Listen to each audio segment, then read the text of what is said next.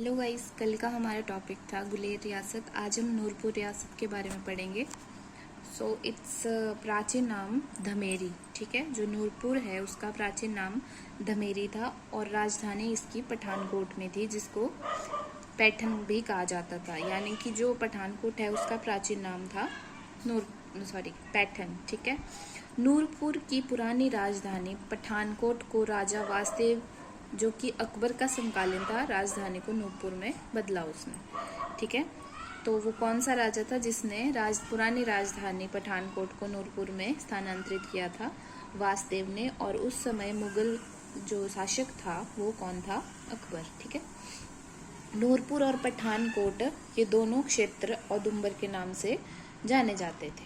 ठीक है, स्थापना इसकी चंद्रवंशी दिल्ली के तोमर राजपूत जेठपाल द्वारा 1000 ईस्वी में की गई थी। ठीक है, तोमर वंश के राजपूत थे जेठपाल, दिल्ली के चंद्रवंशी थे जो, उन्होंने 1000 ईस्वी में इसकी स्थापना की थी।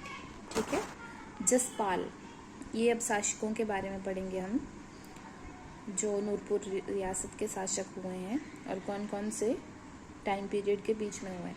तो पहला है हमारे पास जसपाल, 1313 से 1337 के बीच, ये अलाउद्दीन खिलजी का समकालीन था। ठीक है, कैलाशपाल 1353 से 1397 तक। ठीक है, और ये तातार खान, जो कि खुरासन का गवर्नर और उस समय फिरोज शाह तुगलक का शासनकाल था, उसको कैलाशपाल ने हराया था। ठीक है, तातार खान को कैलाशपाल ने हराया था। भीमपाल, जो सिकंदर लोदी का समकालीन था और 1473 से 1513 तक इनका शासनकाल था। आगे है भक्तमल, 1513 से 1558 ईस्वी तक। और भक्तमल का विवरण जो है अकबरनामा में मिलता है। ठीक है, भक्तमल के समय शेरशाह सूरी के पुत्र सलीम सुर शाह ने मकौट का किला बनवाया था। ठीक है, मकौट का किला किसने बनवाया था? सलीम सुर शाह ने, जो शेरशाह सूरी का पुत्र था।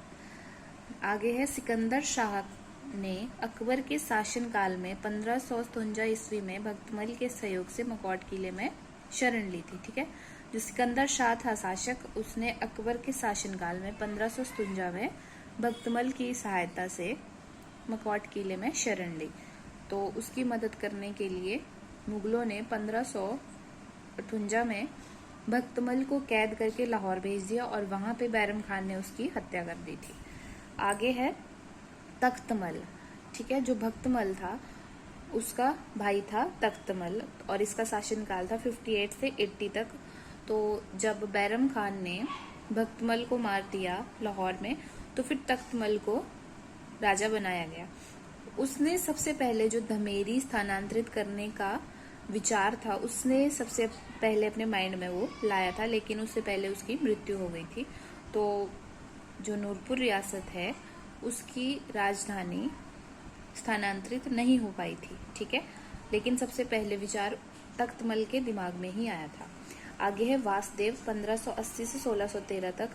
तो इसने नूरपुर की राजधानी धमेरी बदली। ठीक है, और वासदेव ने अकबर के विरुद्ध विद्रोह भी किया था। ये विद्रोह जहांगीर के समर्थन में था और ये जहांगीर के साथ इनके बहुत अच्छे संबंध भी थे।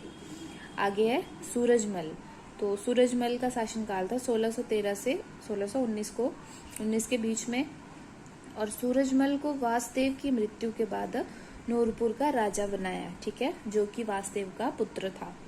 सूरजमल ने मुर्तजा खां से और बाद में शाहकुली खान एवं मोहम्मद तकी के साथ झगड़ा कर कांगड़ा किले पर कब्जे के अभियान को रद्द करवा दिया था।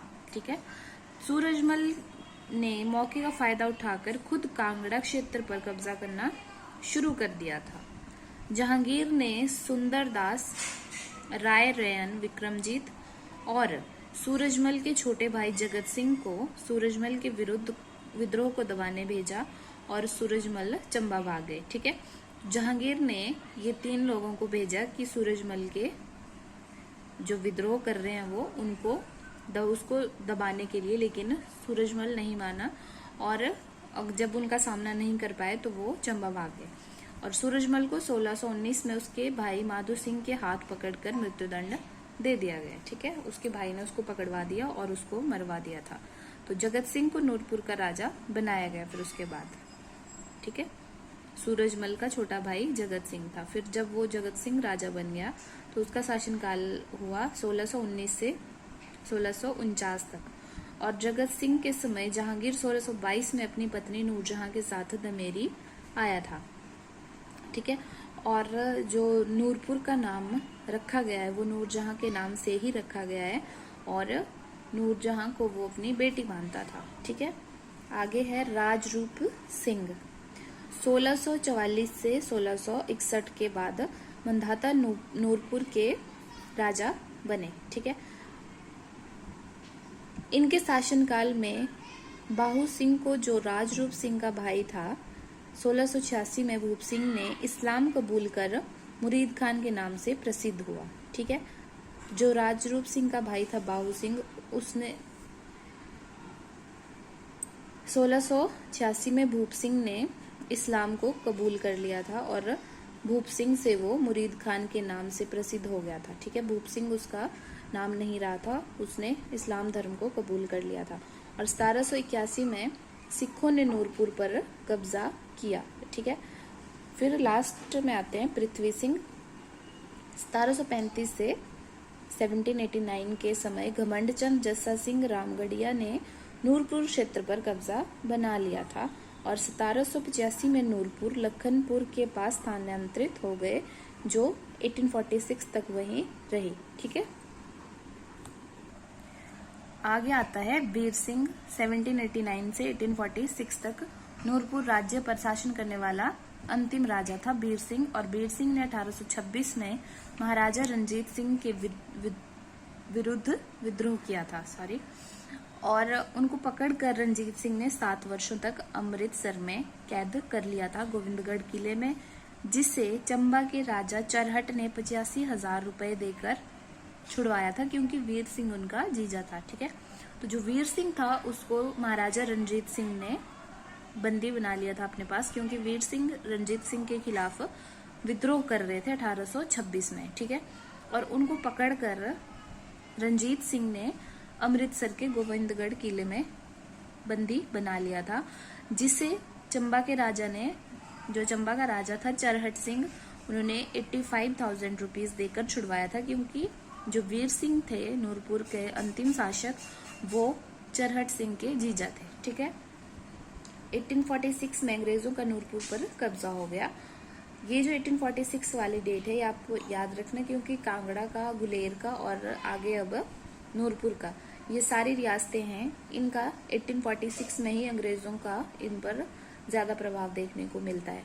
वीर सिंह के पुत्र जसवंत सिंह के समय नूरपुर रियासत के वजीर राम सिंह पठानिया ने 1848 ईस्वी में अंग्रेजों के विरुद्ध विद्रोह किया था और उसको पकड़कर सिंगापुर भेज दिया, जहां उसकी मृत्यु हो गई थी। ठीक है, तो वीर सिंह के पुत्र जो थे जसवंत सिंह, उन्होंने भी नूरपुर रियासत के वजीर राम सिंह पठानिया के साथ मिलकर अंग्रेजों का विद्रोह किया था, लेकिन उनको पकड़कर सिंगापुर भेज दिया गया और वहां पर उनकी मृत्यु हो गई। और जसवंत ने 1857 के विद्रोह में अंग्रेजों के प्रति वफादारी भी दिखाई थी। ठीक है, थैंक यू सो मच।